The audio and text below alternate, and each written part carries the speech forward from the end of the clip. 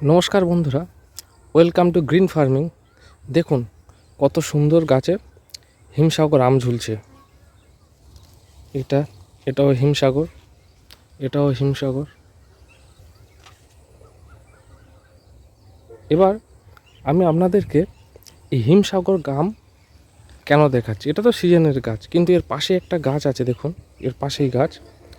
এটা 12 মাসি জাতের আম গাছ, কাটিমন বা ভাস্তারা আপনারা যাই বলুন না কেন। এই গাছটাতে দেখুন কত সুন্দর ফুল এসেছে। ফুল বা মুকুল বা বোল, আমরা অনেকভাবেই এটাকে আমরা রিপ্রেজেন্ট করি। তবে আপনাদেরকে একটা শেয়ার করব, যেই মুহূর্তে এইরকম বোল আসবে এখন কি করা উচিত। এই যে গাছটাতে এত সুন্দর হিমসাগর আম ঝুলছে, দেখে খুব সত্যি ভালো লাগছে। আমার তো ভীষণ ভালো লাগে। এই বছর ফার্স্ট আমি আম ধরিয়েছি। এটা 3 বছরের গাছ ছিল, খুব সুন্দর। গাছটাও আপনারা দেখে বুঝতে পারবেন যে গাছটা খুব বেশি বড় নয়, ছোট গাছ। এই গাছ আছে, ওই গাছটা আছে। এই গাছটাতেও এক সময় সিজনে এইরকম মুকুল এসেছিল। তো আমি কী ট্রিটমেন্ট করেছিলাম, 12 মাসি জাতেরও সেম ট্রিটমেন্ট করব। এই সময় আপনাদের যাদের 12 মাসি গাছের টবে বা বাগানে মুকুল এসেছে, দেখবেন যদি মুকুলটা ফোটা শুরু করে বা ছোট ছোট গুটি সেট হয়, যেমন এরকম ছোট ছোট গুটি সেট হয়েছে বা ফুল ফোটা শুরু করেছে, এখন কাজ হচ্ছে কোনো স্প্রে করবেন না। এই সময় পলিনেশনটা ভালোভাবে সম্পূর্ণ করতে দিন। যত পলিনেশন ভালো হবে তত ভালো গুটি সেট হবে। পলিনেশনে সাহায্য করছে দেখুন, বিভিন্ন রকমের মাছি আসে, ছোট ছোট ওই পোকা টাইপের উড়ে উড়ে যায়, বিভিন্ন জায়গায় বসে। তো গুটি সেট হচ্ছে, প্লাস মুকুল হচ্ছে। দেখুন প্রজাপতিও এসছে, এগুলো পলিনেশন করছে। এরা সারা দিনে মানে সকালে সূর্য ওঠার পর থেকে মোটামুটি পলিনেশন শুরু করে দেয়। একেবারে সূর্য ওঠার পূর্ব মুহূর্তে, ঠিক ভোরের বেলা, সেই সময় এতটা কিছু করতে পারে না। তো যখন এরকম গুটি ধরবে, দেখুন পলিনেশনে কীভাবে সাহায্য করছে। দেখুন ক্যামেরাতে আমি যতটা পারছি দেখানোর চেষ্টা করছি। দেখুন এই প্রজাপতিটা রীতিমতন ফুলের যে রেণু থাকে পুরো লক্ষ্য করে দেখুন, সেখানে সুর দিয়ে ওখানে হিট করছে বারবার। এবার ও কিন্তু এক জায়গায় থাকবে না,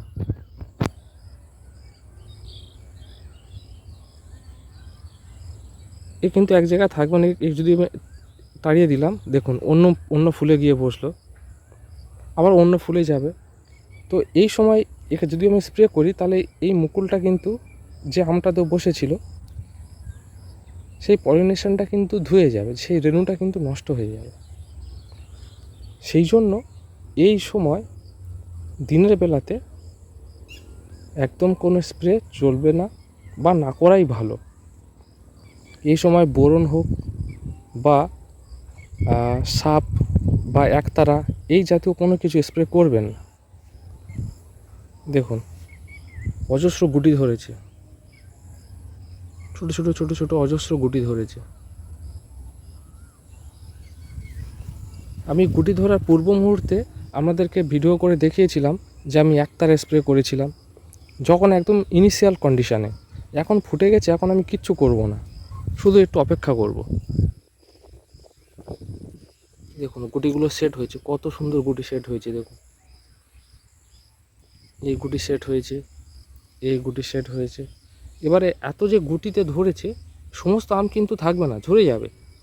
গিয়ে মোটামুটি 8-10টা খানা থাকবে, সে 8-10টার মধ্যে ঝরে গিয়ে 4-5টা তো থাকবে। তার মধ্যে একদম লাস্ট ফাইনাল স্টেজে আমি প্রত্যেকটা মুকুল থেকে অন্তত 1টা থেকে 2টো আম পাবোই পাবো।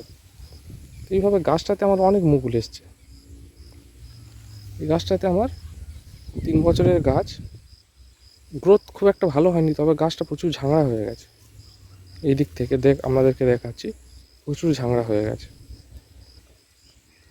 পুরো এইরকম সিচুয়েশান যখন ছিল, আমি সেম ট্রিটমেন্ট পাশেই দেখুন এই গাছটাতে আমি করেছিলাম। এখন কত সুন্দর বড় বড় আম ঝুলছে।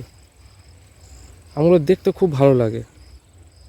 বিশ্বাস করুন, বাড়িতে থাকলে কাজ থেকে ফেরার পর আমি ছুটে চলে আসি আমার বাগানে, কারণ এর জন্য খুব মন টানে। নিজের তৈরি ছোটোবেলা থেকে গাছটাকে মানুষ করেছি, আজকের ফল এসেছে, তো সব থেকে বেশি আনন্দিত আমি হচ্ছি। এমনি যে কেউ বাগান না আসলে দেখে তাও দেখতে ভালো লাগে যে এত সুন্দর ছোটো গাছে আম হয়েছে, এই গাছটাতে হয়েছে, আপনাদের কারো দেখাবো ওই গাছটাতে হয়েছে, চলুন দেখা যায়। আপনাদেরকে আগের যে 12 মাসি গাছটা দেখাচ্ছিলাম মুকুল, এরও মুকুল এইরকম হয়েছিল, অনেক বড় বড় হয়েছিল। এটা ফজলি আম, আমার আগে অনেকবার ভিডিওতে দেখিয়েছি। তো আজকে দেখাবো সাইজটা কেমন হলো। দেখুন এই সাইজ, ফজলি আমের কিন্তু মুকুলটা বড় হয়, অনেকটা বড় হয়। সাইজটা আমার হাতের রেসপেক্টে দেখুন, তালুতে ধরলাম, ধরার পর দেখুন কতটা গ্রিপের মধ্যে অনেকটাই বড় হয়ে চলে এসছে, প্রায় 100 গ্রামের কাছাকাছি ওয়েট হয়ে যাবে।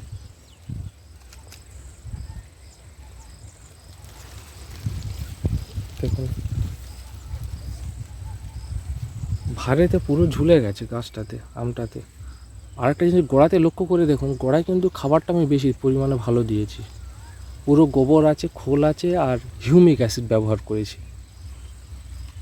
খোল, গোবর সার, হিউমিক অ্যাসিড একদম, আর পরিমিত জল। মাটি যাতে একদম ড্রাই না হয়ে যায়। এটা আমার বাইরের বাগান, তো দেখুন চারিদিকে বাগান আছে, অন্যান্য সবজির বাগান আছে, নারকেল গাছ আছে। তো যাতে আমার পুরো সানলাইটে যাতে না, মাটিটা একদম ড্রাই না হয়ে যায়, তার জন্য রেগুলার আমি ওয়াটারিং করি, যাতে শিকড় থেকে প্রয়োজনীয় মিনারেলসগুলো কালেক্ট করতে পারি এই সময়। দেখুন এই আমটা দেখুন কত সুন্দর হয়েছে, খুব সুন্দর হয়েছে এই আমটা। এই আমটারও প্রায় 100-150 ওজন হবে। আরেকটা দেখুন, দুটো আম হয়ে গেছে, কি সুন্দর দুটো আম হয়ে গেছে দেখুন, বড় বড় সাইজ। দড়ি দিয়ে বেঁধে রাখতে হয়েছে এটাতে, একদম পুরো মাটিতে টাচ হয়ে যাবে আর একটু বড় হলে। এটা হয়েছে, এটা দেখুন এই গাছটা দেখুন,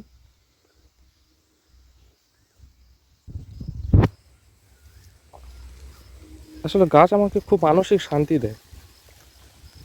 আপনাদেরও টবে যদি কোনো জায়গা না থাকে, তাও একটা টব কিনে, টবের মধ্য দিয়েও, এখন কলমের চারা তো, একটু বড় সাইজের টব কিনে যদি বাড়ির ছাদ থাকে, ছাদে একটু যত্ন করুন, দেখবেন ফল 100% হবেই হবে। গাছের প্রয়োজনীয় মিনারেলস দেবেন, আর একটু রেগুলার ওয়াটারিং করবেন, ব্যাস তাতেই হবে। আর যখন একটু পোকামাকড়ের সমস্যা হবে, ন্যূনতম হাতের কাছে যা পাবেন একটু ব্যবহার করবেন, যেগুলো উদ্ভিদের ক্ষতি না করে। সস্তায় অল্প কোনো কিছু ব্যবহার করবেন, ওই 1 তারা 20 টাকা, একটু 10 টাকার হিউমিক অ্যাসিড কিনে আনবেন, ডাস্ট জলে গুলে, একটা টবের জন্য অনেক দিন হয়ে যাবে। 60 টাকা শ নেয়, বিভিন্ন জায়গায় বিভিন্ন রকম দাম। আমাদের এখানে হিউমিক অ্যাসিড আমাকে নিল তো 60 টাকা শ নিয়ে নেয়, ডাস্ট যেটা আর কি। তো এটা ছাড়াও আরেকটা ছোট গাছ আছে, আপনাদেরকে দেখাবো। এই দেখুন এই একটা গাছ, এটা জাস্ট 1 বছরের গাছ, গত বছর বসিয়েছি, তো গাছটা দেখলে বুঝতে পারবেন। তো এবছর ফল এসেছে, যাই হোক। তো গাছটাকে গোড়ায় খাবার দিয়েছি, দেখুন এই কটা আম আজ, অনেক আম হয়েছিল, কিন্তু সব তো থাকে না। যেমন আমি 12 মাসি ওই আম গাছটা দেখাচ্ছিলাম, প্রচুর গুটি সেট হয়েছিল, প্রচুর ছিল, সব ঝরে গেছে, গিয়ে 4টে তো থেকেছে। এই 4টের মধ্যে আর 2টো ঝরে যাক, গিয়ে দুটো ঝরে যাক, ফাইনালি আমি একটা তো পাবোই পাবো লাস্ট পর্যন্ত। সাইজ খারাপ বলবো না, ভালো সাইজ হয়েছে দেখুন। এটা ছিল আমার এটা 12 মাসি নয়, এটা সিজনের গাছ একটা, তবে কলমের গাছ ছোট। আমি এই ধরনের গাছ বলছি, আপনাদের টবেও হবে। এটা মাটিতে হয়েছে তো, এরকম গাছ আপনাদের টবেও হবে। 12 ইঞ্চি টব কিনে যদি আপনারাও কলমের চারা এনে বসান, তাহলে হবে। টবটা নিয়ে যাতে রোদ পায়, আর গোড়ায় একটু রেগুলার জল দেবেন, আর ওই হিউমিক অ্যাসিড আর গোবর সার মাস্ট দেবেন। চলুন আরও দেখাচ্ছি। এই গাছটা তো আগেই দেখালাম। এবারে ওই যে হিমসাগর গাছটা আছে, ওর পাশে 12 মাসি আম গাছ, তার পাশে আরেকটা গাছ ছিল। এই গাছটার বয়সও 2 বছর। তো এই গাছটাতে ফলন ভালো হয়েছে। আমি প্রায় রেগুলার চেষ্টা করি আপনাদেরকে শেয়ার করা, আজকের কত বড় সাইজ হলো, আজকের কত বড় সাইজ। তো এই গাছটায় দেখুন সাইজটা খুব একটা বড় হয়নি তুলনামূলকভাবে, যেটা হিমসাগর আর ফজলি আমে হয়েছে। তবে এই সাইজটা নিয়ে আর খারাপ নয়, ভালো।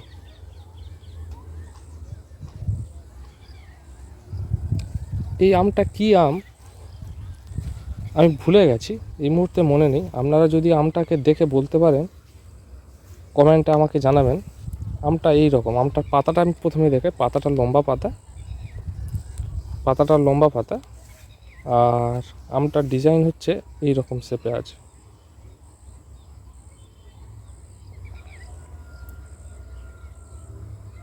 আমি মোবাইলে ক্যামেরা করছি, আমার ক্যামেরা এত ভালো নয়,